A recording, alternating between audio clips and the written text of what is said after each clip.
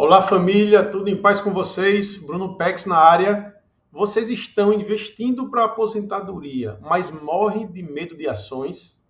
Nesta parte 5 da nossa playlist Aposentadoria Faça Você Mesmo, eu vou começar a explicar para vocês o que são ações, como selecioná-las, como você deve encarar o investimento em ações, para que você perca esse receio que a gente nasce, cresce aprendendo, né, vendo no mercado, na mídia, que a ação é um cassino, que a ação é perigoso, que é um investimento de altíssimo risco, mas não é bem assim. Vamos começar do início. Vamos entender o que é uma ação. Para a gente entender o que é uma ação, a gente precisa entender o que é uma empresa. Okay? O que é uma empresa? A empresa é um prédio, uma empresa é um grupo de pessoas, é um nome, é um documento, é um papel com o CNPJ. O que é uma empresa? Se a gente cavar lá em última instância, uma empresa é dinheiro que alguém junta, que algumas pessoas juntam esse dinheiro e empregam esse dinheiro para produzir alguma coisa, ou algum produto, ou prestar algum serviço visando o lucro, certo? Esse dinheiro que as pessoas juntam para montar essa empresa, a gente chama de capital. O capital, ele é o dinheiro trabalhando para gerar mais dinheiro. Daí que vem o nome capitalismo, certo? Então, a empresa é o capital investido para criar um produto ou prestar um serviço visando o lucro. Então, imagine que você juntou aquela grana ali é a empresa, é o capital dela, certo? E o que é uma ação? A ação é uma fração do capital que constitui uma empresa. Vou mostrar aqui no exemplo para vocês entenderem aqui. Pode estar meio enrolado, mas agora eu vou mostrar um exemplo aqui bem na prática. Imagine que a padaria aí da esquina, a padaria que você compra o seu pão aí do dia a dia, os donos da padaria investiram 1 milhão, dizem que essa padaria vale 1 milhão de reais. Então, o capital empregado nesta padaria é de 1 milhão de reais. E esses sócios, eles decidem que querem vender parte dessa padaria. Então, ele vai dividir a padaria, que tem um capital de 1 milhão de reais, em pequenas partes iguais, certo? De R$ 1. Então, esse capital, que é 1 milhão de reais, ele dividiu em pequenas partes iguais, que cada uma vale R$ 1, e cada parte dessa é uma ação.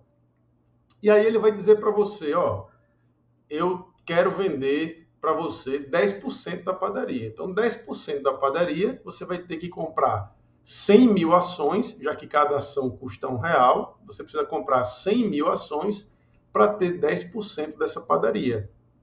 Você vai ter 10% do capital social que constitui essa empresa. E aí, beleza, o cara fez essa proposta a você foi lá comprar o pão de manhã e o dono da padaria chamou você aqui no canto e fez essa proposta. Olha, cara, compra aí 10% da minha padaria, ela vale 1 milhão, 10% é 100 mil. E aí, quer ser meu sócio? E como é que você vai fazer para analisar se você quer ou não ser sócio da padaria? Se vale a pena ou não? Você vai primeiro ver o custo, que é o preço que ele está pedindo. Ele está pedindo 100 mil por 10% da padaria e a dívida dessa padaria. Então, se ele diz que a padaria toda vale 1 milhão de reais e ela tem uma dívida de 500 mil, na verdade, ela custa 1 milhão e 500 mil reais, porque você vai pagar, ela vale 1 milhão, mas você ainda tem que pagar uma dívida de 500 mil, certo? Agora, também tem o outro lado. Se a padaria, ele disse que vale 1 milhão de reais, e ela tem na conta corrente 500 mil reais lá investido na conta corrente, na verdade, essa padaria vai estar custando 500 mil, porque você vai pagar 1 milhão, mas você já vai receber na conta da padaria 500 mil. Ou seja, essa dívida pode ser positiva ou negativa. Então, você primeiro analisa. Ele pediu 1 milhão, a padaria tem dinheiro sobrando na conta corrente ou tem dívida, você analisa esse custo. E, obviamente, esse custo você está comprando o quê? Você está comprando o prédio da padaria, a máquina da padaria? Não. você está querendo comprar o lucro que a padaria dá. Você vai, a primeira coisa que você vai perguntar ao cara, a primeira coisa foi o preço, né? Tá, quanto é que ela vale? Vale tanto. E quanto ela lucra? Quanto você vende por mês, por ano? Qual é o lucro dessa padaria? Então, são essas duas variáveis que você analisa para ser o sócio da padaria, da sua padaria e da rua, certo?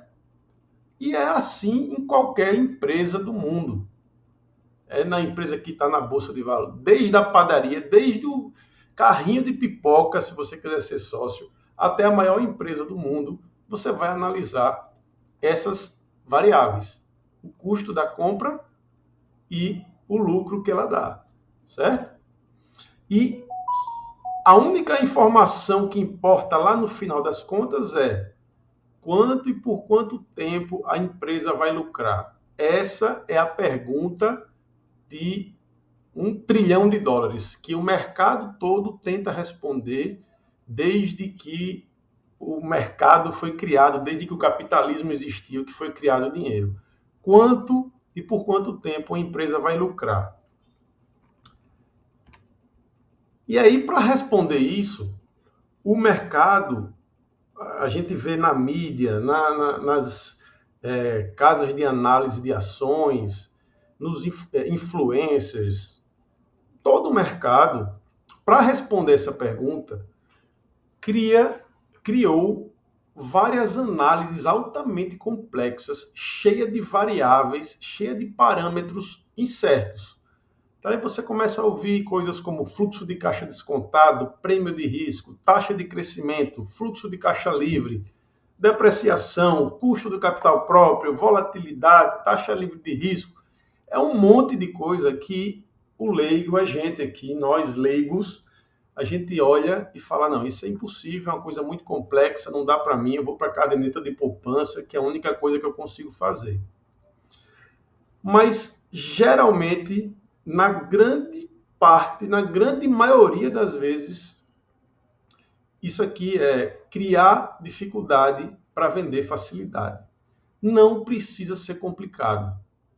Na verdade, quanto mais parâmetros, quanto mais variáveis incertas você põe na análise, mais imprecisa ela fica. Tá? Então, quando eu comecei a estudar investimentos, estudar ações, eu parti para estudar isso, fluxo de caixa descontado, previsão de lucro, um monte de variável que eu falei, cara, eu acabo sendo obrigado a supor várias coisas no futuro, ou seja, tentar adivinhar muitas coisas no futuro, e no final das contas, esse cálculo mirabolante que o cara está fazendo não vai ser mais preciso do que uma análise mais simples, mais enxuta e focada no que realmente importa. Tá? Aí você fala, Bruno, mas então realmente o negócio é arriscado, é impossível você saber, é impossível você adivinhar o futuro. Isso é, como a gente diz lá no primeiro vídeo, no segundo vídeo dessa série, uma das premissas da nossa filosofia de investimento é não tentar adivinhar o futuro. O futuro é impossível a gente adivinhar. Não existe a bola de cristal que vai dar a resposta correta. Mas o que a gente pode fazer para se defender? Eu falo sempre isso. O máximo que a gente consegue fazer é colocar as chances ao nosso favor. A gente não vai adivinhar. Qualquer tese de investimento que busca adivinhar o futuro, ela está se colocando num risco que não se paga. Porque é impossível adivinhar o futuro. Do melhor investidor, do maior investidor do mundo, ao mais leigo, não consegue adivinhar o futuro. O melhor investidor do mundo, o que ele faz primeira coisa, ele é humilde para saber que não consegue adivinhar o futuro, para saber que não é o gênio que vai ver uma coisa que ninguém está vendo, certo? Principalmente nós que somos investidores amadores, que estamos aqui em casa, pegando os dados de longe, que a gente não está envolvido lá no mercado, como o Warren Buffett está envolvido com O Buffett, ele comprava uma empresa, assumia o controle da empresa e dali para frente tudo estava na mão dele. Foi assim na Berkshire, que era uma tecelagem, hoje é uma das maiores empresas do mundo, que tem nada a ver com tecelagem mais. É uma holding que é dona de várias empresas. Para a gente, tem que ser mais humilde ainda. A gente não tem condições de adivinhar o futuro. A gente nós não somos o gênio que vai enxergar uma coisa que as bilhões de pessoas no mundo que estão investindo não enxergaram. Então a gente precisa baixar a bola e entender que a gente está num ambiente de incerteza. E, estando num ambiente de incerteza, a gente precisa diversificar. Ok, eu vou selecionar 10, 15, 20 empresas para colocar na minha carteira de investimento. Dessas 20, 5 vão falir, 6 vão falir. Eu não vou acertar sempre, mas eu vou ter que diversificar em empresas lucrativas, robustas, de forma que eu esteja certo na maior parte do tempo. Eu não preciso estar certo em 100% das vezes, eu preciso estar certo na maioria das vezes. Tá? E o segredo, já emendando, o segredo não é estar certo 100% das vezes. O segredo é estar certo na maior parte e se manter no jogo por mais tempo. Você tem que ter resiliência. O mercado vai subir, o mercado vai cair. Em algum momento a empresa que você investiu pode ter algum prejuízo, mas ela depois recupera. Você tem que ter essa resiliência de aguentar essa volatilidade, que é natural. Vai ter aqui na sequência da playlist, vai ter vídeo falando mais especificamente sobre esses erros, esses gatilhos mentais, esses erros que trazem medo em investir em ação. Uma delas é a volatilidade. Mas vamos lá. Então, a gente não sabe de nada, não consegue prever o futuro. A gente só consegue se proteger disso através de humildade, diversificação e resiliência, certo? Agora, tem uma coisa que é certa, que a gente sabe que é uma lei da natureza. No longo prazo, o valor da empresa, a cotação, o preço da ação segue o lucro. Se o lucro da empresa no longo prazo sobe, essa empresa vai valer mais. Não tem como um lucro subir e a empresa valer menos no longo prazo. No curto prazo, tudo é possível. Semana que vem pode acontecer. Você tem uma empresa como a Amazon, um dia desse caiu 30% em 3 dias. Depois voltou. Essas volatilidades de curto prazo são normais. A gente vai falar sobre elas nos próximos vídeos aqui mais para frente. Mas a longo prazo é isso aqui, ó. O gráfico vai por aqui. Lucro vai seguir, a cotação vai seguir o lucro. Em alguns momentos pode ter descolar essa relação, mas no longo prazo ela segue, certo? Então essa é a única certeza que a gente tem. Por isso que eu insisto que o grande foco é saber se a empresa vai lucrar. Eu tenho como adivinhar isso? Não. O que eu consigo fazer para trazer para as chances ao nosso favor é saber que uma empresa lucrativa, uma empresa que tem lucros consistentes, ela tende a continuar lucrando. Então tem aqui, isso aqui é um gráfico de uma empresa que ela lucra desde 1994. O lucro dela vem subindo. Essa empresa tende a continuar lucrando. Ah, Bruno, mas ela pode quebrar, ela pode falir no ano que vem? Pode. Como eu falei, pode acontecer. Para isso, a gente tem que diversificar, sempre procurando empresas lucrativas e trazendo a chance para o nosso lado. Certo?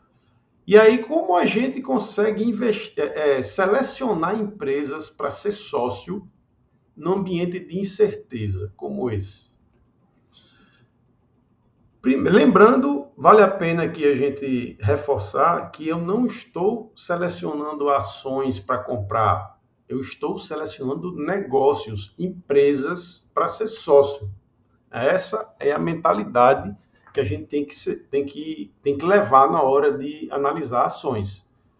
Você tem que, quando você vai ver uma ação, você olha para a empresa e imagina que você está comprando metade da empresa para ser sócio mesmo dela lá atuante. Você analisa o negócio. E aí, quais são os critérios que a gente precisa analisar, as coisas mais importantes que a gente tem que analisar? Lembrando sempre que a gente está procurando aqui empresa para ser sócio, o que significa que eu vou comprar para ficar no longuíssimo prazo. Eu vou comprar para não vender. Não vou comprar uma ação hoje para vender na semana que vem. Eu quero ser sócio da empresa. E aí a gente, como eu já falei, lucros persistentes. A gente procura empresas que têm lucros persistentes ao longo do tempo. Então, pelo menos que ela venha lucrando nos últimos 5 anos consecutivos. Que esse lucro venha crescendo nos últimos 5 anos, certo? E que ela respeite o sócio minoritário. Afinal, você vai ser um sócio minoritário e você está comprando para ficar com ela por muitos e muitos anos.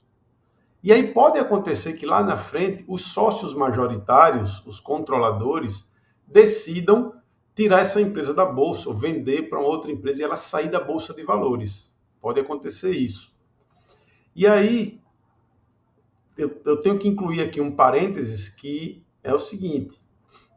Nesses casos, existe uma coisa chamada tag along, que significa o seguinte, que se esse sócio majoritário for vender essa empresa lá no futuro, uma empresa que se compromete com um tag along de 100%, significa que o preço que o sócio majoritário vender a ação que ele tem lá no futuro, se for o caso dele vender, obrigatoriamente o comprador tem que oferecer o mesmo preço para os sócios minoritários.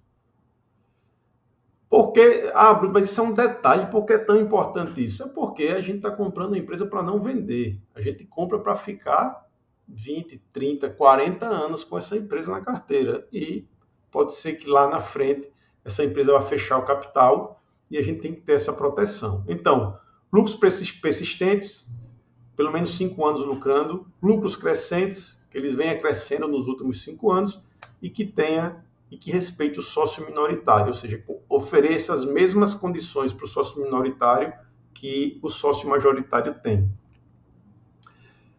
E aí a gente, beleza, passou por esses critérios aí objetivos, a gente dá uma analisada um pouco mais para o business da empresa.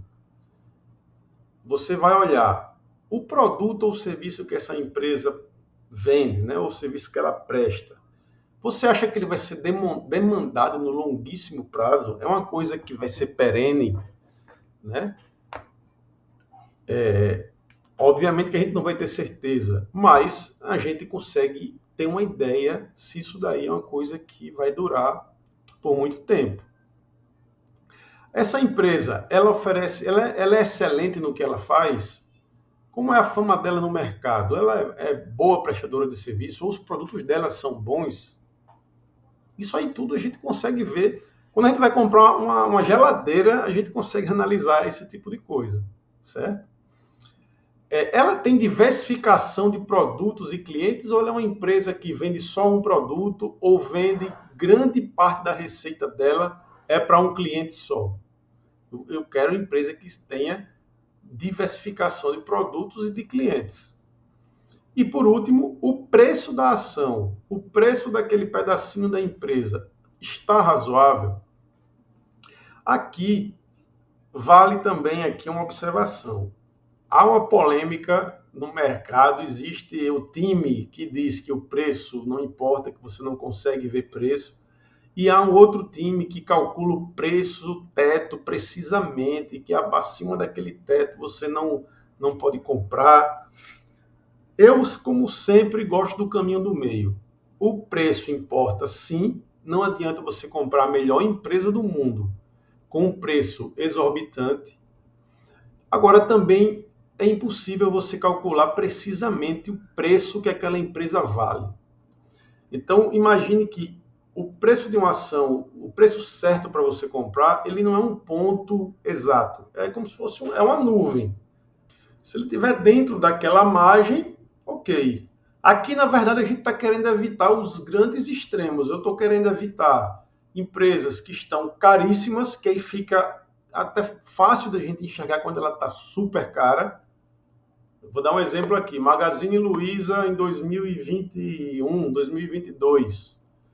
A empresa virou moda, todo mundo só falava nela e ela estava vendendo o valor dela, para ela se pagar na hora, com o lucro que ela dava por ano, você tem que juntar 150 anos de lucro para pagar o valor que ela estava sendo vendida. Então, era uma coisa, claramente era uma empresa que estava sendo cara, fora que ela nem passaria por esses outros critérios que eu coloquei aqui, né?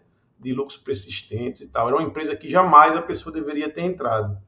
Quem entrou no Oba-Oba, entrou lá já com ela cara, e depois viu o que aconteceu. Ela desabou, e aí a galera, no desespero, vendeu tudo, perdeu, e aí para essa galera vem aquele esquema, né? A Bolsa de Valores é um cassino, a gente perde tudo. Realmente é um cassino e perde se você entrar com a mentalidade errada, certo?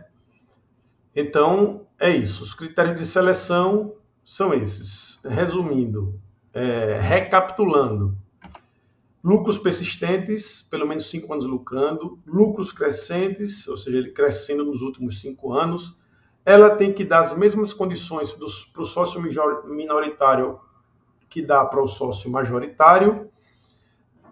O produto ou serviço que ela presta, a gente deve achar que ele deve perceber que ele tem uma demanda no longo prazo, ela tem que ser excelente, tem que ser melhor do que os concorrentes nos produtos e nos serviços que ela presta. Tem que ter diversificação de produtos e clientes, a receita dela tem que vir de várias linhas de produtos e de vários clientes, e ela tem que estar sendo vendida a um preço razoável, ela não pode estar sendo caríssima e também não pode estar sendo a preço de banana, porque quando está muito barato tem alguma coisa errada, ela vai ter que achar um preço justo, certo? Como a gente sabe se o preço está razoável? Voltando lá para aquele modelo que a gente viu no começo, a gente vai, na hora, para decidir se vai ser sócio ou não da empresa, a gente vai ver o custo que a gente vai ter para adquirir ela e o lucro, quanto ela lucra. Então, eu olho lá o preço que ela está sendo vendida, que aqui no mercado, na Bolsa de Valores, a gente chama de valor de mercado da empresa. Vejo a dívida, que é a dívida líquida. Como eu disse, ela pode ser positiva ou pode ser negativa, tá? E eu somo isso aqui. Então, se o valor de mercado da empresa é 1.000 e ela tem uma dívida de 500, então o custo total é 1.500, porque eu vou pagar 1.000 e ainda vou assumir uma dívida.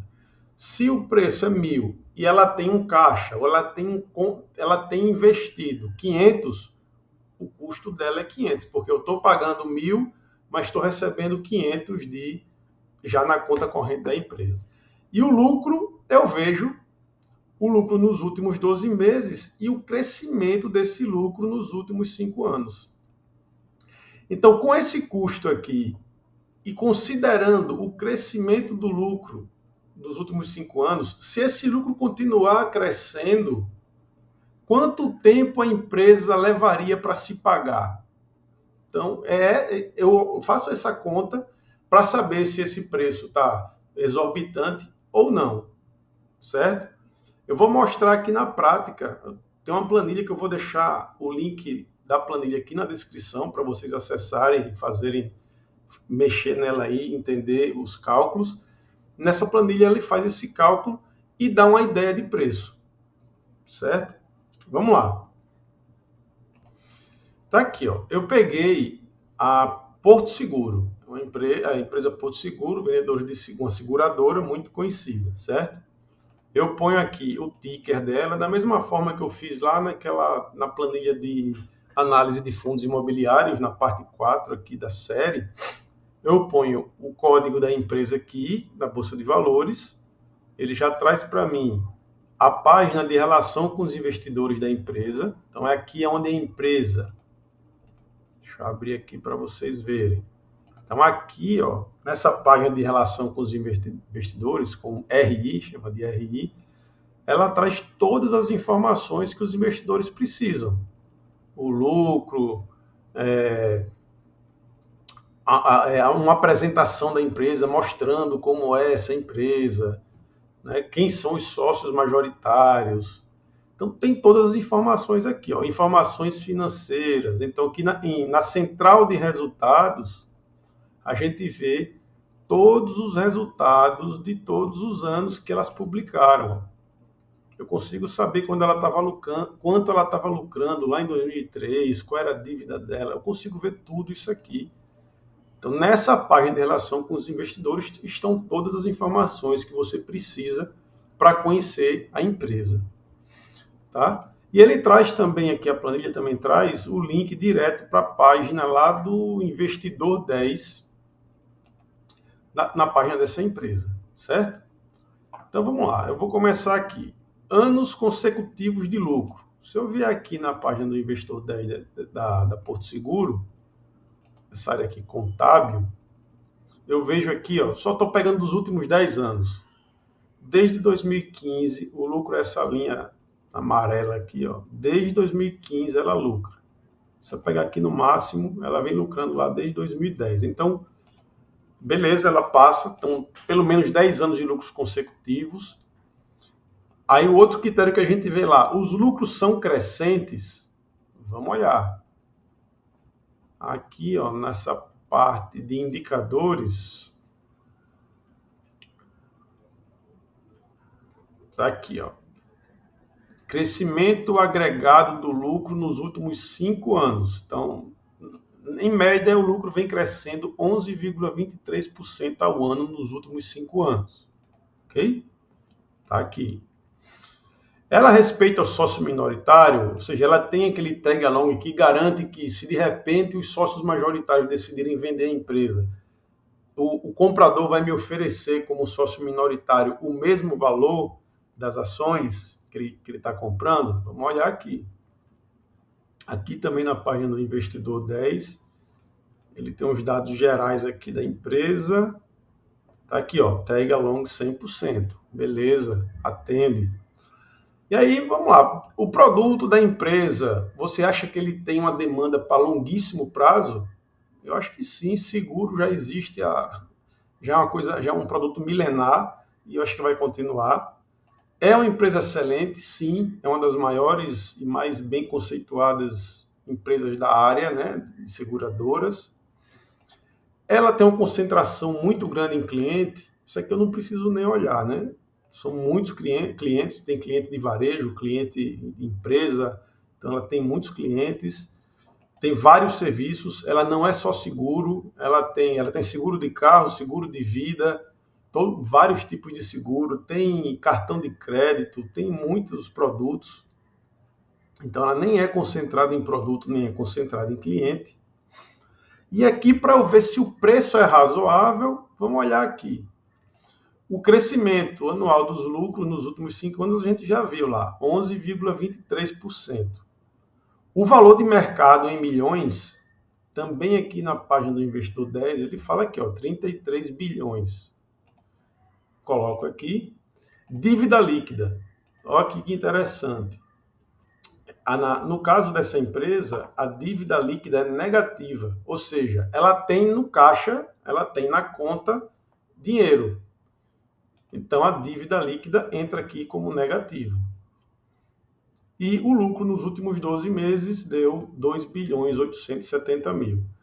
E aí eu faço um cálculo que, se ela continuar crescendo metade do que ela cresceu, ela se pagaria em 7 anos só com lucro. Então, o preço está razoável. Eu considero que o preço está razoável. Geralmente, o máximo que eu compro aqui para ações do Brasil são 15 anos. Demora 15 anos para se pagar. Em ações brasileiras que têm menor crescimento do que as ações americanas, são empresas menos robustas, eu dou uma margem de segurança aí que até no máximo 7 anos e considerando um crescimento do lucro de metade do que ele já vinha crescendo nos últimos 5 anos, tá? Lembrando que, como eu disse, nada disso é certeza, são análises para trazer as chances ao nosso favor, mas quando você faz isso uma vez, 2 vezes, 3 vezes, você começa a entender fica uma coisa mais tranquila de você fazer, uma análise mais rápida, e você começa a ter segurança em montar a sua carteira. Começa a entender o que você está fazendo. E eu acho que as ações para investimento de longuíssimo prazo, como é o caso do investimento que a gente faz aqui para aposentadoria, é um ativo importantíssimo dos 3 que a gente definiu para colocar na nossa carteira de aposentadoria, que são a renda fixa, fundo imobiliário e as ações. Por longo prazo, as ações são os ativos com maior potencial para dar retorno. Então, assim, eu entendo que você pode ter medo de investir em ações, que muitas pessoas têm medo porque são muitas informações, é muita desinformação do mercado também. As pessoas querem que você tenha medo, querem que seja complexo, que é para você ficar comprando o serviço delas, né? Ficar investindo em fundos de investimento, por exemplo. Mas não é tão difícil, não é um bicho de 7 cabeças e não é uma coisa, não é uma aposta, não é um cassino. É seguro você investir em ações para longuíssimo prazo.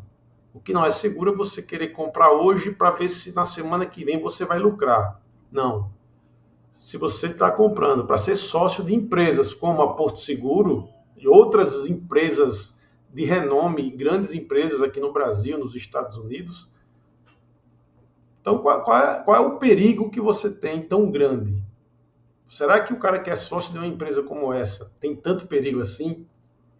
Enfim, esse é o primeiro vídeo falando sobre ações. Eu vou lançar mais 2 vídeos falando sobre os 2 principais erros de mentalidade que faz a pessoa ter medo de investir em ações.